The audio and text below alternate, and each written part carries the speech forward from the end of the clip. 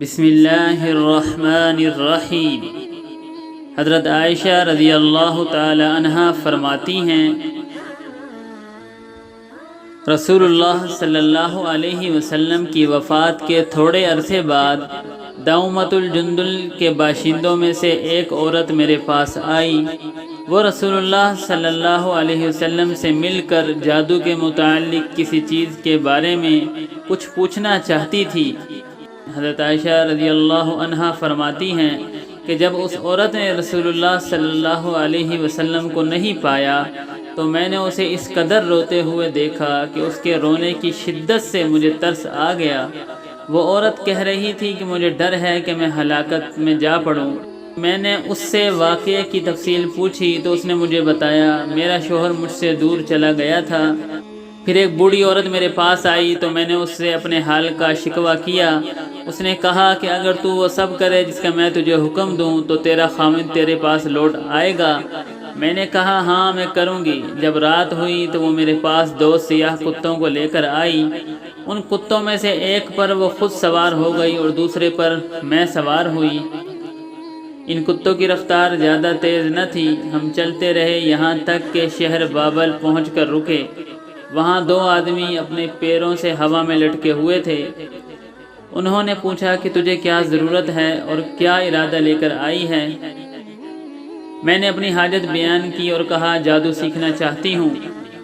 انہوں نے کہا بے شک ہم آزمائش ہیں، لہٰذا تو کفر نہ کر اور واپس لوٹ جا۔ میں نے انکار کیا اور کہا میں نہیں لوٹوں گی۔ انہوں نے کہا تو اس تندور میں جا کر پیشاب کر۔ میں وہاں تک گئی تو کانپ اٹھی۔ میں خوفزدہ ہو گئی اور پیشاب نہ کر سکی اور یوں ہی ان دونوں کے پاس لوٹ آئی۔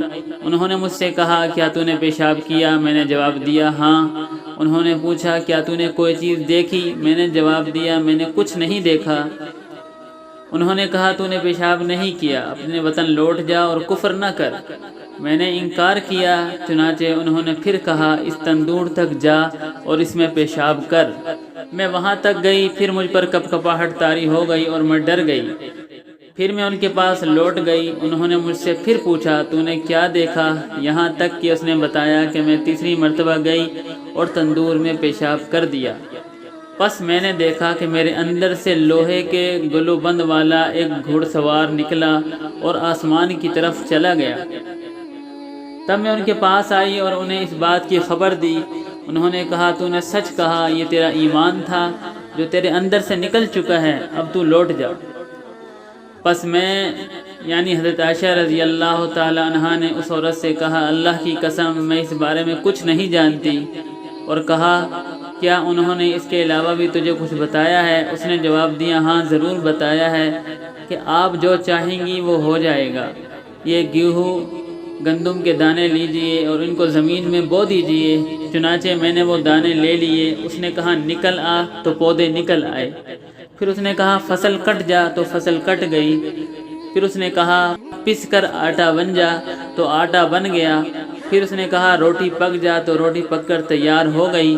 جب اس عورت نے دیکھا کہ میں یعنی حضرت عائشہ رضی اللہ تعالیٰ عنہ پھر بھی کچھ نہیں بولی تو وہ میرے سامنے شرمندگی سے گر پڑی اور کہنے لگی اے ام المؤمنین، میں نے اس کے علاوہ کبھی کچھ نہیں کیا۔ چنانچہ میں نے رسول اللہ کے صحابہ رضی اللہ عنہم سے اس بارے میں دریافت کیا، لیکن انہیں بھی اس بارے میں معلوم نہیں تھا کہ اس معاملے پر کیا کہیں۔ جس چیز کا مکمل علم نہ ہو اس کے متعلق صحابہ اپنی رائے دینے میں احتیاط کرتے تھے۔ انہوں نے صرف اتنا کہا اگر آپ کے والدین یا ان میں سے کوئی بھی حیات ہوتے تو وہ آپ کے لیے کافی ہوتے۔ یہ واقعہ بیان کرنے کے بعد امام حاکم رحمۃ اللہ علیہ فرماتے ہیں یہ حدیث صحیح ہے۔